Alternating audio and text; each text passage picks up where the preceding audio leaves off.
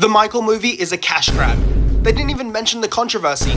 That is what everybody in my most recent review have been commenting. And it just proves to me that most of these people don't do their research before commenting on my videos. They tried to do the controversy, but legally they couldn't. I'll get more into that in a bit, but this movie had to go through so much trouble to get made. The film was originally meant to release in April 2025. Then it got moved to October 2025. And then it got delayed again and was finally released today, April 2026. Because the original version of the film had a completely different third act. According to major reports, the third act originally dealt with the 1993 Jordan Chandler allegations and Michael Jackson's later controversies. But during post-production, producers discovered an old legal agreement that Chandler couldn't be depicted in a dramatic film. That meant a huge section of the movie became entirely unusable, so they had to go back and rebuild the ending. Reports did say they did around 22 days of reshoots, costing nearly an extra $10 to $15 million after they've already started editing, with the Jackson estate reportedly paying for all of it. And there was another problem. The movie was reportedly enormous. Early cuts were said to run for almost 4 hours long.